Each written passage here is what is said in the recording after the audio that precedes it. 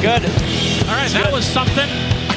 Tried my absolute hardest to jam along to that one, but I couldn't really get into it. Stay offbeat and you can get there. BetBoom versus Gaimin Gladiators, game number 2. BetBoom wins game 1.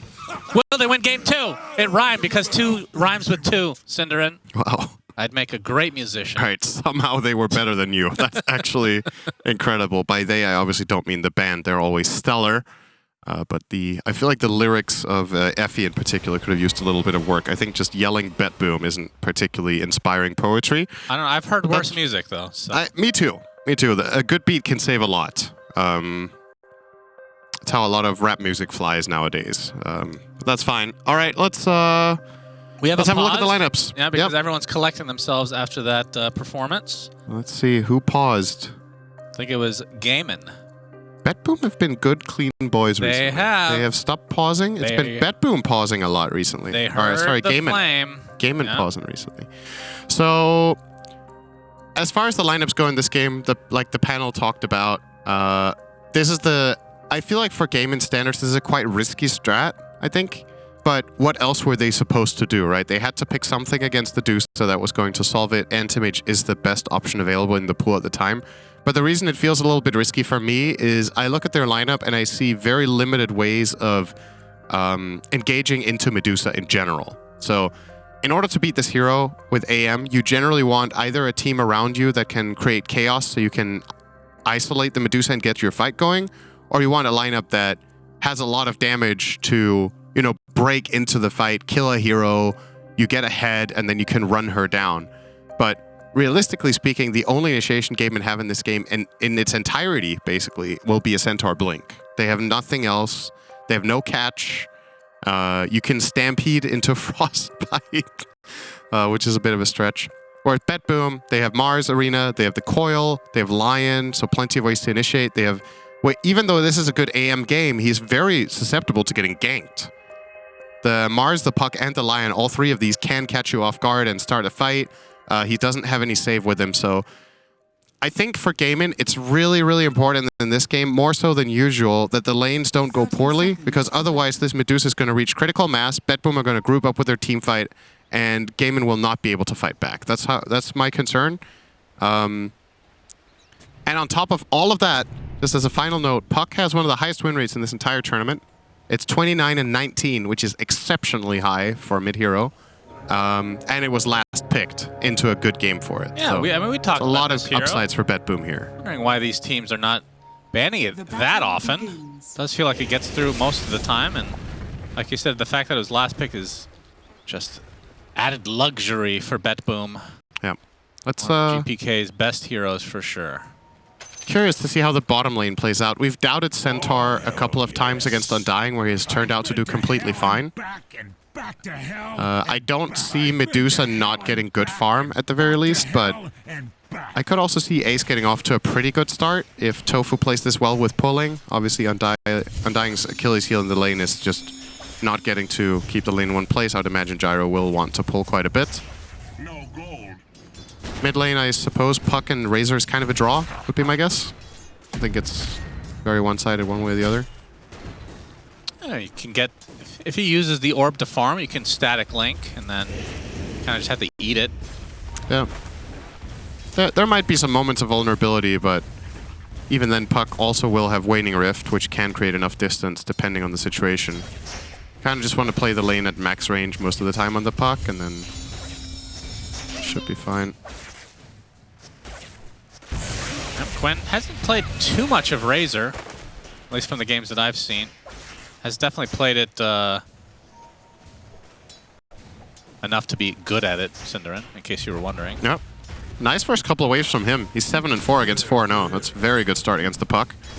Many denies, slowing him down. Duracho take a little bit of harass here, but no God's Rebuke ready from Yarrow. Otherwise, they would have definitely got him down to like a quarter health there. I think one of the drawbacks of Anti-Mage is the fact that it's a Battle Fury hero. Mm-hmm. Items a lot harder to build these days. Yeah. And there's no alternative build. That's true. Right? Like, if you play it carry, that is. That's yeah, offline we've seen like, Vanguard or whatever. You can kind of just... You don't go Battle Fury in that case, but for carry, yeah. Pretty much the entirety of all Dota, it has been the Battle Fury hero. There's been phases. We had the phase with Vanguard Manta. We had a phase with Vanguard Radiance, if you remember that. Barely a phase. It was quite short, but it was a phase. There was a Vlad's era as well. Yep. Vanguard Vlad's. Only been Battle Fury, but I think it's fair to say it's been like 90% of the hero's history or more. So, yeah. And in this patch, I don't think there's a Is there a hero that choice. has built less, been more reliant on Battle Furies? No. Like PA? PA has had, like, Deso phase, for example. And we've talked about Troll. He would sometimes build Maelstrom. Troll, I feel like the Battle Furies doesn't date back that far for him. Anti-Mage definitely #1. He is the hero with the highest percentage pickup for that in the carry role of all time, I would think. No. As the 3-minute Lotus is upon us already, Tofu will be fighting against Toronto Tokyo. Tofu wins the click battle. That's because Toronto Tokyo is playing Undying, and you don't need fast reactions for that hero. Which is ironic because he has very fast reactions being a mid laner for so many years. Yeah, Toronto Tokyo was an exceptional Puck player himself, and if there's a hero that's about reaction, Puck is definitely one of those in the mid lane. Puck and the Spirit heroes. If you count all the mid heroes that he played when he was on Spirit, and then all the supports, he might have one of the widest hero pools in the game. Yeah. At a high level, of course.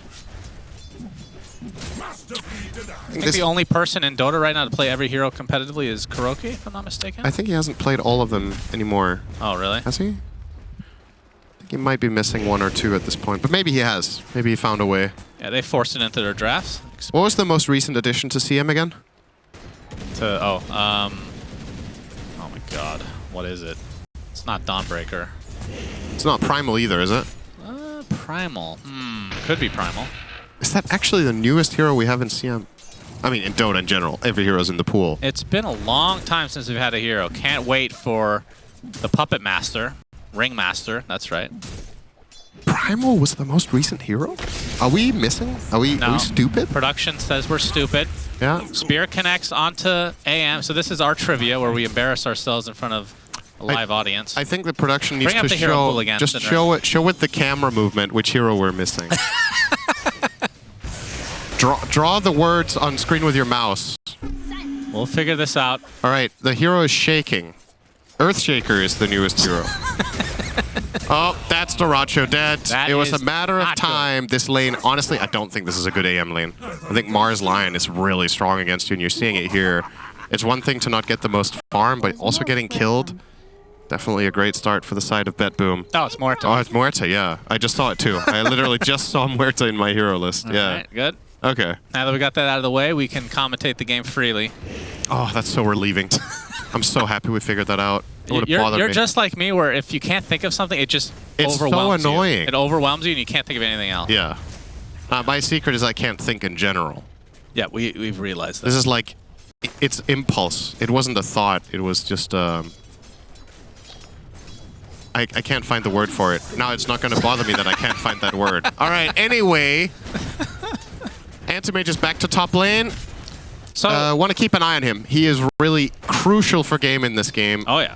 If they keep shutting him down, this is not fun for Doracho. He won't die, but he does take heavy damage. And now you can see Miero out of mana, but that means Doracho doesn't do damage anymore. Yeah. He does slow on auto attack, though. His ace. He'll be playing this Centaur against this Medusa. They're actually... Ace is farmed quite well, I have to say. Yeah, I think, like I said, I think this Centaur is going to do fine in this lane. The lane that we're looking at right now is where it's at. It's the top lane where things are going to be decided for the laning stage. The rest will probably just be a draw across the board. Like Razor actually winning mid a bit harder than I was expecting, so I guess that's good news for the side of Gaimin.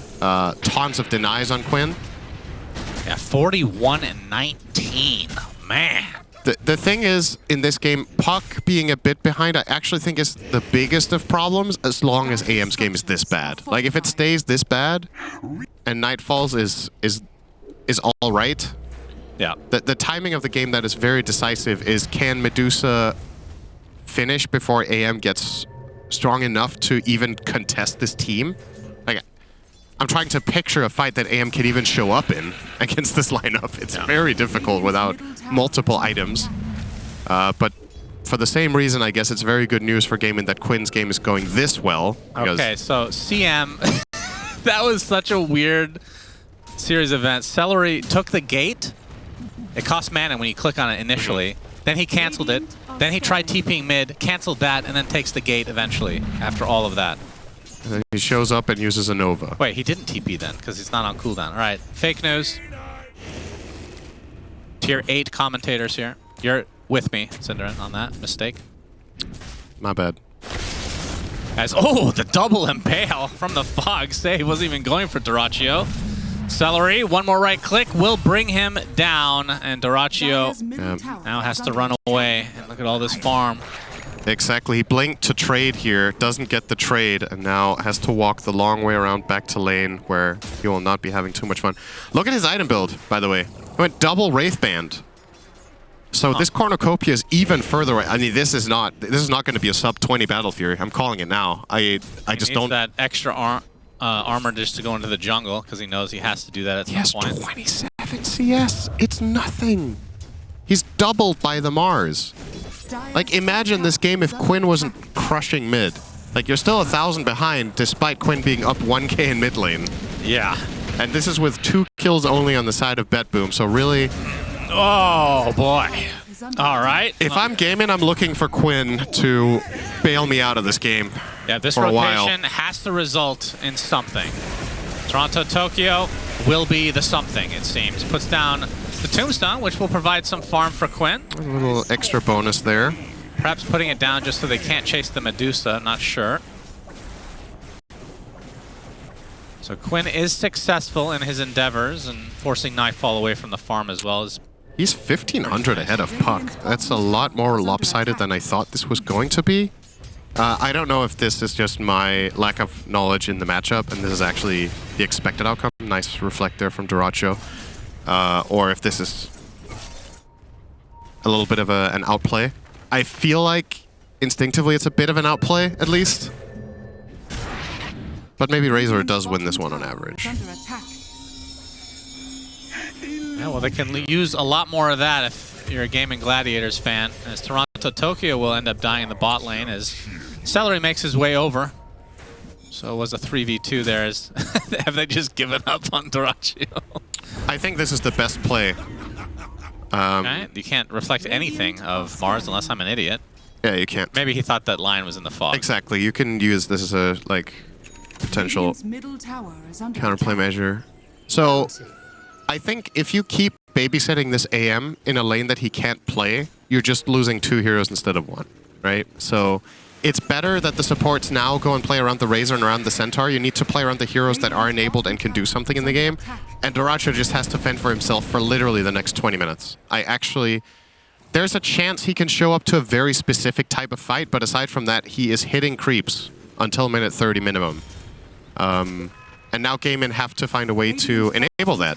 And the best way is probably to ensure runes for Quinn, play on Stampede, try to find favorable fights. They're not giving him any room to breathe like here. We've talked about in the past, this is not the same Medusa as years of old. You can start kind of grouping up with 2 items. Yeah. It's not a 4 or 5 slot requirement. And for AM, it's still the exact same AM, right? Like pretty much. You need 3 items, pretty much. As Dyrachyo, inside the Mars arena, gets bursted. TP's in, Tofu, Celery, and Quinn come in. They want to focus on Miero because Tofu should be able to finish off save on his lonesome. Rocket Barrage will be there. And they do get Miero, so it is a trade for Gaimin. Damn. Quinn is so rich. Both he and Ace are owning. It's actually... I mean, that's what they needed. It really is what they need here, because this is... I think this is kind of the dream scenario where your AM, who is completely screwed, gets ganked for the 3rd time, and you get counter kills onto more valuable heroes. That's what the doctor ordered for Gaimin. Gonna need to see more of that. Dyrachyo's recovery curve gets delayed, but it gets easier by the minute to get there as long as Razor is this strong, because he can act a bit like a wall against BetBoom for quite a while. reaching their potential. He will walk into fights, he will link the Dusa, slow her down. But Ace is the other hero that is mega farmed right now. Yep. As an impale into a Quinn. coil. This would be a big one. Absolutely. Illusory Orb is there with the Waning Rift to follow, and the right clicks will suffice. And Quinn takes a tumble. Why was he actually there? Perhaps trying to connect with Ace in the jungle, who opted for Blade Mail, by the way. The 12-minute rune is already gone, and he doesn't... he had a ward. So wait, so were they smoked? Did I just miss the details around this play? Because maybe he just they found a perfect angle here where the ward did not see them advance, and he walked into them that way. Might have been what happened, but that is a very big kill to find for BetBoom. It's the best hero they can kill on the map. As you said, the Centaur is also very farm. The Blade Mail build is rather unusual, but it's fine. You think so? Against these heroes, it seems a little weird, actually, for me. Yeah, but at the same time, I'm looking at the macro of the game of what's going to happen, right? I think the Centaur has to be able to output because AM is this stifled. So I think if you go Blink on Centaur here, I don't know if you have enough to fight around with. I think you need to have just massive staying power. You just need to be a tank that goes in, takes damage. And if you do that, you're going to reflect a decent amount. It's not going to be outstanding. Like, I agree. It's not... You're not against, like, Windranger or something where the Blade Mail is just amazing, but this is the type of game that I could see it in, when most of the time I would prefer a Blink.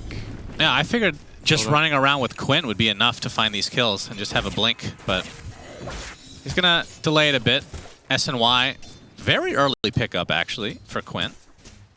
Yeah, he's very big still, despite that death well ahead of everybody else in the game. GPK will not get the rune, losing the 50-50. Bottom. It is a haste. One of the best runes for Razor. Indeed. See if they can make a move with this. Looks like BKB is next on the plate for Quinn. Yeah, and despite the horrific start for Dyrachyo, Gaimin with the slight net worth lead. Yep. But it's all about these power spikes and when these heroes can actually start fighting together. It's going to be, for the most part, a 4v5 for Gaimin. Once this Medusa has a second item. Yeah, for now it's 4v4. Because Medusa isn't involved in anything either. Yep. It's kind of a bit of a time machine back to a simpler time in Dota when the carries were just on an island forever. God. Good old 4 protect 1. That was so bad. Carries farm, everyone else fight. It wasn't a brief moment either. It was such a long period. As that was a good decade. Miero is the one getting ganked. Hoof Stomp gonna cancel the Lotus. As the call down is there, Dyrachyo cleans him up with the Mana Void. Dyrachyo will connect again. Actually, just going back to farm. Nice strike from Gaimin. They get the Toronto-Tokyo kill nonetheless. 2-0. I guess maybe slightly unexpected for BetBoom that they were going to connect to Entimage's lane while they're being pushed mid. Ooh. But this invasion is massive. Oh my. Oh, the dream for CM. Oh, get CM all the CS.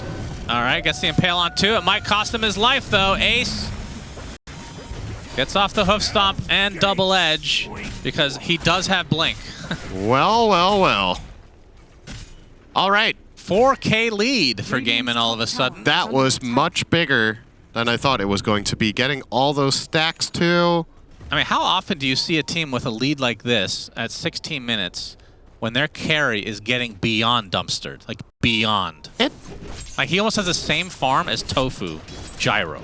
It does happen, you know. It's not extremely uncommon, but I think... Especially because, let's keep in mind, the bottom lane was a clear win for Gaimin too, right? It wasn't like, okay, it's a draw, but AM is losing. The Centaur lane was clearly winning against Medusa. GPK, Coil. He's into absolutely nothing. Fine. What were they hoping here? I don't know. Okay. Dyrachyo is also like, what? Meanwhile, Yep. Gaimin still continuing to get kills across the board. Gets save as Miero will blink in retreat. It feels like BetBoom are dropping the ball a bit here by not playing... Oh, okay. Yeah, Dota2 uses his blink. Toronto-Tokyo wanted to go real ham, but the Stampede to run away. Don't think he was really in trouble. This is the classic Stampede to save you from undying play against as AM. But yeah, the thing about BetBoom here that I feel like they're dropping the ball a little bit is they have really strong team fight. You've got a Blink on Mars, you've got high-level Tombstone, you have the puck, and you can even bring Medusa for the Stone Gaze, but they're kind of just letting GG walk all over them, right? They haven't put up much of a return fight. Maybe they think the Razor is not solvable for their lineup right now. Perhaps that is the case, and it's just too much to deal with.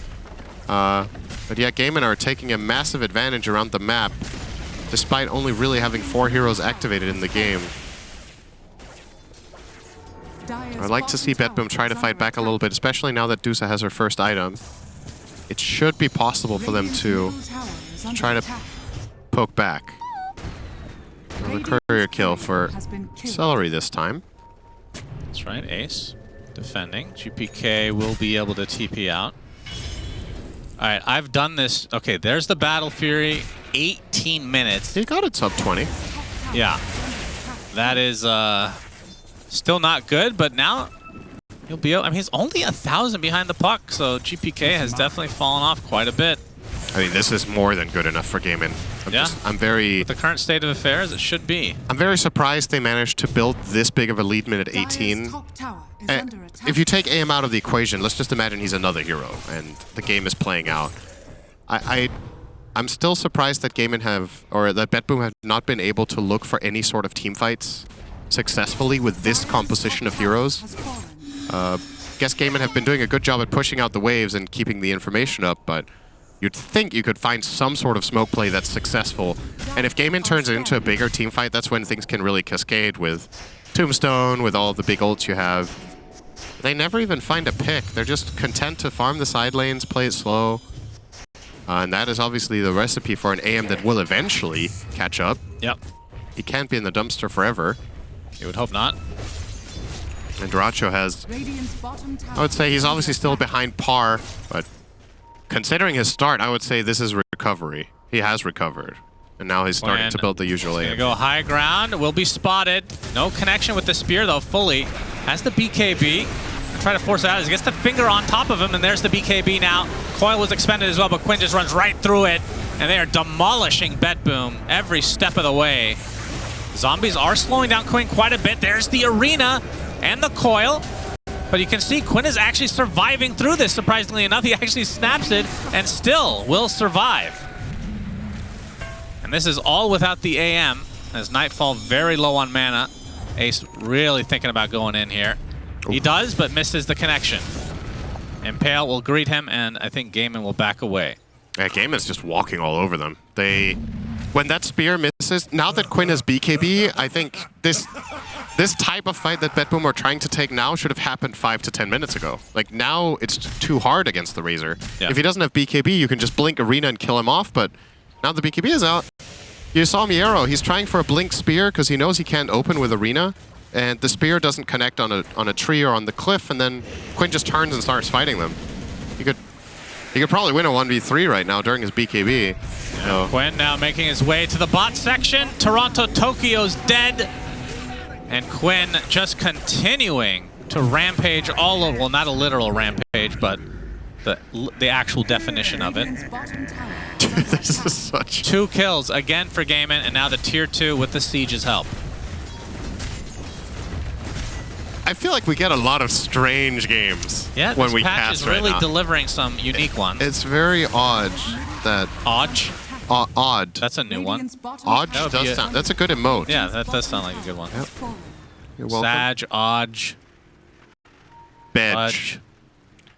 Okay. Definitely a bit of a bedge game for Duracho. That's fine. You know, he'll sleep his way to victory here. Has not needed to do particularly much here. Not at all. And yeah, he can. Under attack. It's like the what is it? The meme with the guy on the podium drinking champagne. Yeah, as like the 4th place or whatever. He's 6th on net worth, and he's like, Fucking one, boy. Miero out of mana. Yeah, this is a pretty big solo kill. Nobody is getting involved here. It's going to take a while. I don't know if the mana void's going to do enough now. It might, as the flags are placed, and Miero takes a tumble. For like 20 damage a swing, but you know, gets the job done eventually. It's a big kill for him. Ton of gold for that one, about 600. That'll accelerate him quite nicely as Ace. Feeling himself. Absolutely. Is not scared of anybody. They can't kill him. He has will get Eternal Shroud. Great auto attack animation there. Yeah, I love it. I would actually pay money for cosmetic that gives me this auto attack. That's a pay to win, legitimately. That's awesome. Some of the flailing animations in this game were so funny. Yeah. See if it goes away with a hoof stomp. I think he has to get stunned again, so I think that animation needs to come up again. Well, but based on how this game's been going so far, I think BetBoom are not going to be looking at him for the next 20 minutes. So he's going to be... Yeah. It'll be a while until he gets stunned. BetBoom do smoke, though. This kind of feels like a Hail Mary at this point.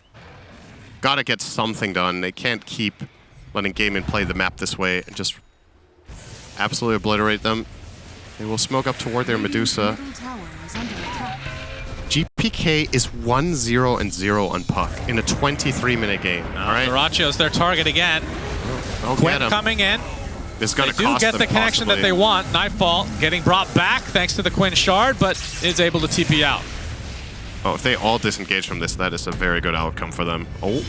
Yep. Okay. They actually all get out. So a good, solid kill for BetBoom.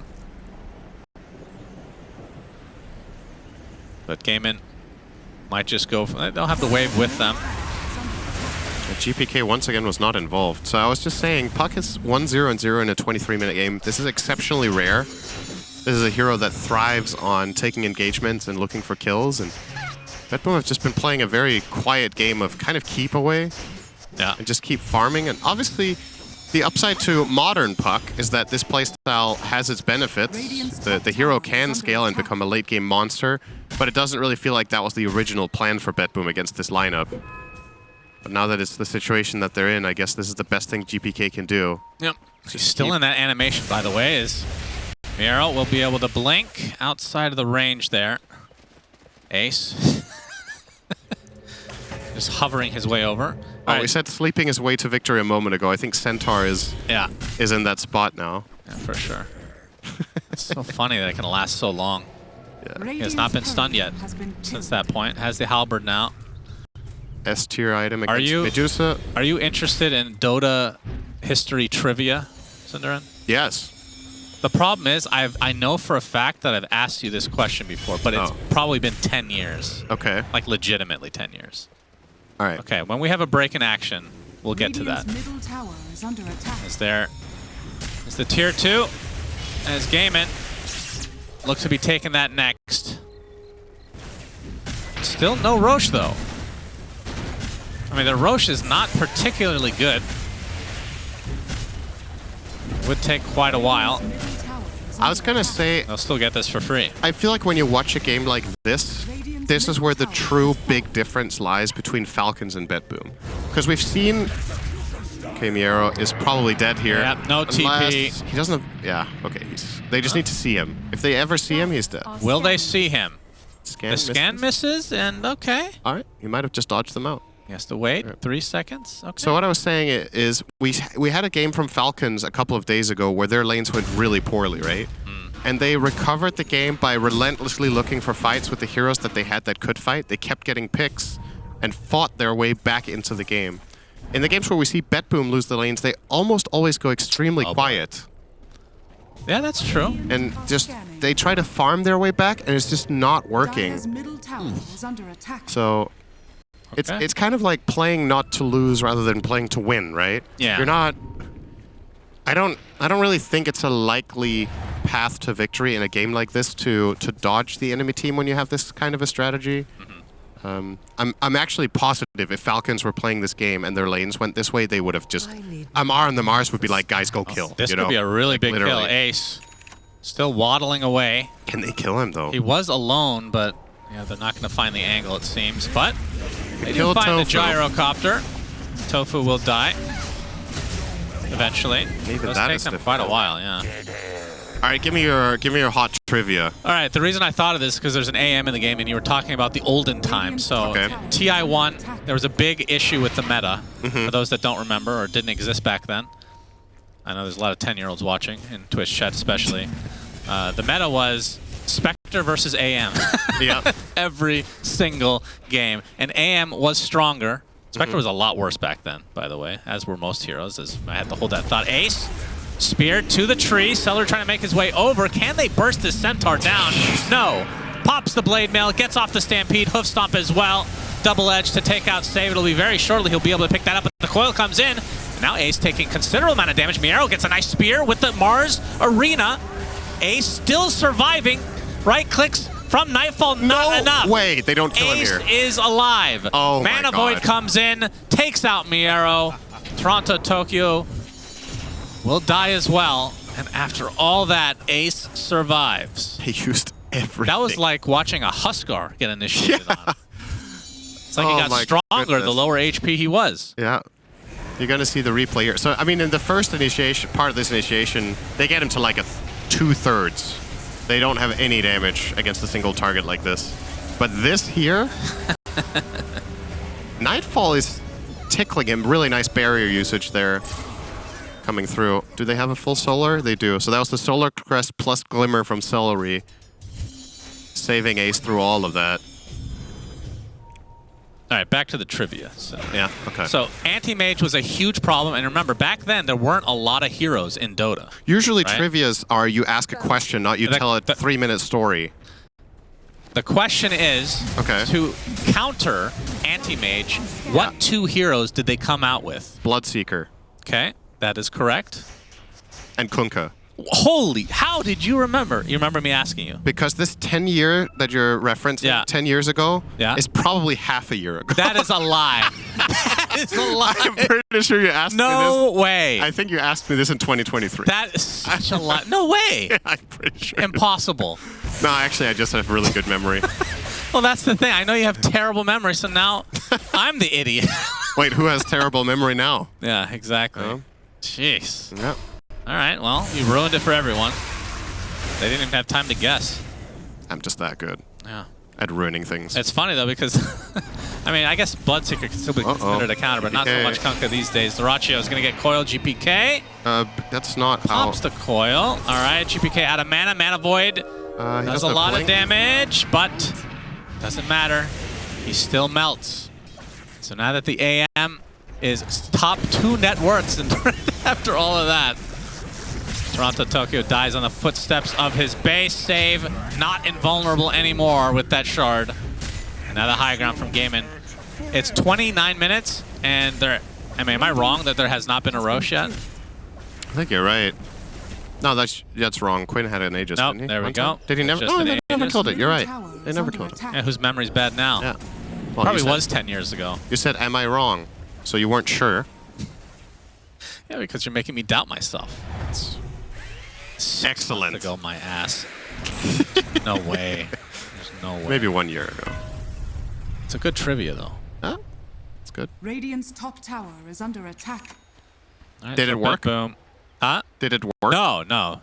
AM was still the hero, right? Kunkka, when he was ported, I memory might serve me incorrectly here, but he was pretty weak, actually. Mm-hmm. And Bloodseeker, I mean, Rupture is good against, it still is, against AM, but no, the hero itself still wasn't very strong. Yeah.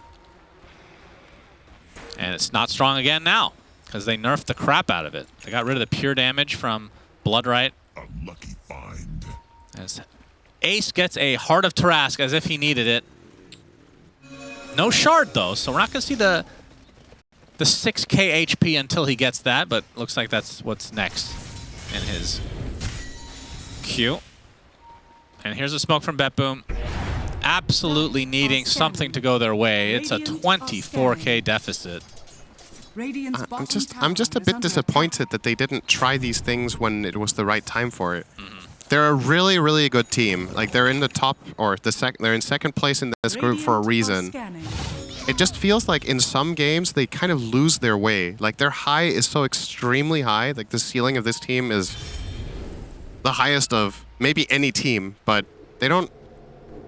Their lows like this are also just a bit disappointing. It just leaves you wanting more, you know? Like, even if they lose on fighting early in the game, you would have at least had this They're going to try for it. Miero with the opener onto the CM inside. The Greaves is going to keep her alive, though, as Quinn now focusing on Nightfall.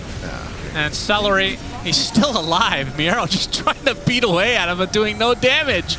And now Miero is the one to fall instead. The Stone Gaze allows the Medusa to get away for the time being. GPK, man avoided to death. Double kill Duraccio. Toronto Tokyo will follow suit, and GGs are called. I was gonna say it. This is going to game 3. A very, very good performance.